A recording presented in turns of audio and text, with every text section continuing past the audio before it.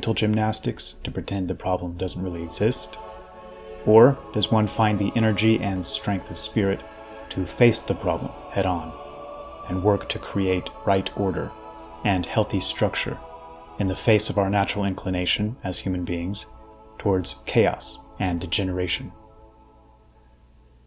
This problem-solving ability is of the highest and broadest sort. It's not the silly bookish understanding of intelligence and education that modern schooling so drills into our heads, whereby children are rewarded for memorization and regurgitation of facts, but a multifaceted merit, capable of adapting and adjusting to anything thrown its way, capable of creative and independent thought, not the follower of rulebooks and guides, but capable of creating them when the need arises. I wanted to end this video dedicated to a prime example of this, and highlighting a people that represent a tall peak in the history of human achievement. The famed Spartans were a branch of the Dorians who, in turn, were a branch of the Achaeans. And they weren't always those Spartans we've come to know of today. Initially, when their world seemed pleasant and well-ordered, they were, by all accounts, a pleasure-loving folk, fond of dance, song, pioneers in music, known for beautiful pottery and the most delicate and intricate ivory carvings. With their subconscious shaped by the events following the Trojan War, in which their Dorian forefathers weren't allowed to return home, and subsequently observing a rise in degeneracy and mob revolts, a falling away of discipline and order, they put away these habits almost overnight. Under the guiding hand of a man named Lycurgus, they were to reshape themselves into a martial elite without equal, capable of governing over a servile class of helots that outnumbered them at times nearly 10-1. This was a people that sought to be masters of men not through deceit or trickery or manipulation, but by being harder on themselves than those around them, and thus crafting themselves into individuals not only worthy of dominance, but fully capable of acquiring and maintaining it.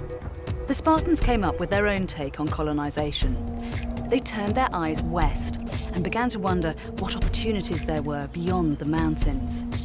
It was there that they would go to satisfy their land hunger.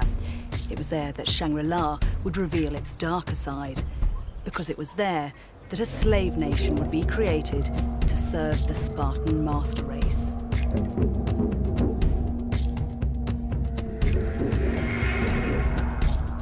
Seeing themselves as an aristocratic elite, they aimed to prove this by being this, clearly to all, and in doing so created a societal framework geared towards a single purpose, the cultivation of warriors.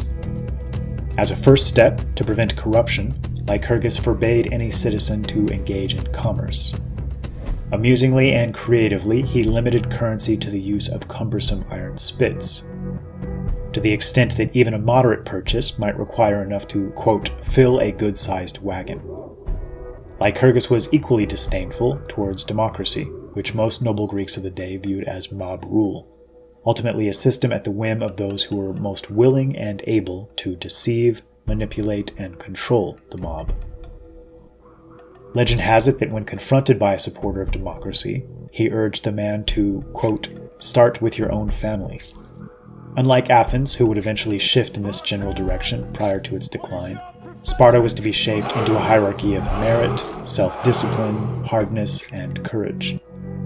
At the age of 7, their boys were sent to live in a communal militaristic barracks, to undergo a well-rounded education with a militaristic focus, and were encouraged to make their own beds from reeds, to sleep outside, and even haze and spar with each other, in the constructive manner of brothers seeking to improve one another. Spartan girls at the same age were sent to learn dance and gymnastics, and were even taught to ridicule the boys to toughen their skin. In the infamous contest of endurance at the altar of Artemis, cheese was placed at the top, as the boys would compete to reach it, being flogged as they attempted to do so. The best of these children would graduate to the rite of passage of the Kritia. According to Plutarch, every autumn the Spartan ephors would formally declare war on the Helots, allowing any Spartan to kill a Helot if he felt wholly justified in doing so. Young Spartans would then roam the Laconian countryside armed with knives, targeting the most rebellious among their subjects, But to add to the challenge, they were forced to do so in secret, for to be caught meant a severe flogging, teaching them to be not merely strong, but also stealthy, quick, and confident. Only those who showed success here were likely to attain positions of leadership, restricting the command of Spartan armies to the most tried and true. Even their music became martial, and their famed phalanx was known to advance at walking speed accompanied by rhythmic music and chants, a practice they studied intently. They laughed at the concept of walls as contrary to their nature, and the Spartan king Agesilaus, when touring neighboring cities, walls, and defenses, was said to have remarked, "Fine quarters for women." And when asked where his own walls were, he pointed to his troops, saying, "These are Sparta's walls." Though their prowess was universally recognized by their neighbors, they were far from bullies, and in fact were known to be notoriously cautious about committing to wars, often showing tremendous restraint. When allies would ask for their aid, the Spartans were known to send a single tactician or advisor rather than an army, similar to the Germans lending out their general or officer staff to their allies. Punishment for cowards was extremely severe, because it was engaged in naturally by the entire community, a bit like Amish shunning, but far more impactful. Peers were embarrassed to share a meal with them. They were left out of sporting events, had to give the right of way on streets, had to turn over their seats at events to younger men. Women refused to marry them. They were often forced to wear embarrassing rags and sport half-shaven beards. In short, until they reversed their shame, they were second-class citizens, and they were made to feel this difference. Much like the Scythians, although the Spartan woman's place was at home and hearth, devoted to that most important of professions of shaping the next generation, they were shown great respect. Even the least of them were apparently highly prized and paid as nannies and caretakers by other Greeks. And there's a well-known story of an Attic Greek woman once asking, "How is it you Spartan women are the only ones who exercise some control over your men?" Only to receive the reply, "Because we are the only ones that give birth to men." In our age, weak and degenerate individuals largely call the tune and have worked to equate healthy masculinity with brutish stupidity, and many have no doubt come to view the Spartans themselves in this mold. Socrates corrects us here. Quote, "They conceal their wisdom and pretend to be blockheads, so that they may seem to be superior only because of their prowess in battle. This is how you may know that I am speaking the truth, and that the Spartans are the best educated in philosophy and speaking. If you talk to any ordinary Spartan, he seems to be stupid, but eventually, like an expert marksman, he shoots in some brief remark that proves you to be only a child." End quote. And though they spoke little, what few offerings they did provide reverberate down through the ages. The king of Macedonia and Alexander the Great's father, Philip II, far from a weak man himself, reportedly flew into a rage at the Spartans sending just one ambassador, as opposed to the usual retinue, to deal with him. "Aye," the ambassador replied, "one ambassador to one king." After invading Greece and attaining several victories, Philip sent a message saying, "If I invade Laconia, you'll be destroyed, never to rise again." The Spartans, confident they could stop him before he'd done so, replied with a single word, "If." Meeting the Persian governor of the seacoast of Asia, Hydarnes, they refused to fall before him and do obeisance as all other nations had, stating it wasn't their custom to worship men, and that they hadn't come to Persia for that purpose. Hydarnes is said to have promised them great rewards, stating, quote, "Men of Lacedaemon, why will you not consent to be friends with the king? Ye have but to look at me and my fortune to see that the king knows well how to honor merit. In like manner ye yourselves, were ye to make your submission to him, would receive at his hands, seeing that he deems you men of merit, some government in Greece." "Hydarnes," they answered, "thou art a one-sided counselor. Thou hast experience of half the matter, but the other half is beyond thy knowledge.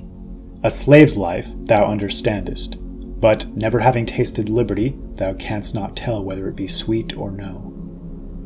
Ah, hadst thou known what freedom is, thou wouldst have bidden us fight for it." End quote. and fight for it they did, heavily outnumbered at the famous last stand at the hot gates of Thermopylae. Facing an army anywhere from 10 to 100 times their size, depending on which account one chooses to trust, an army said to drink rivers dry and fire off enough arrows to blot out the sun, the Spartans quipped, "So much the better, we will fight in the shade." And after again being offered wealth and land and other enticements to put down their arms, they steadfastly refused, offering only that ever-relevant reply that echoes through the ages: "Come and take." And what was to go down in history as one of the most powerful displays of martial excellence, genuine courage, and masterful discipline, an army of over 100,000 men was held off and delayed for 7 days by this handful of lofty souls that chose to sacrifice all for everything they loved best, and by doing so, bought their armies enough time to potentially change the course of the entire war. This Spartan defense against Persia is analogous to our situation today. Spartans considered these late empire Persians to be corrupt and degenerate powermongers, seeking to stamp out freedom and sovereignty. And let's be frank about our situation in the West. We stand at a very real precipice, facing dangers of a sort never before experienced by our predecessors, and must now answer that weightiest of questions: to be or not to be. We stand on the brink of collapse. We either find a means of cultivating and harnessing inspired leadership once again, in that Marcus Aurelius mold, those that see power not as a privilege or as a means of personal gain or as an end in and of itself, but as the greatest of responsibilities, as a burden thoughtfully borne by a fatherly nature at the head of a household towards a meaningful end. Or we cede our world and its future to the merely ambitious and the forces they ultimately serve, a rootless and clamoring merchant class, stamping out culture and race and exceptional uniqueness of any and every kind, and finally human spirit itself, in the service of profit margins couched in false ideals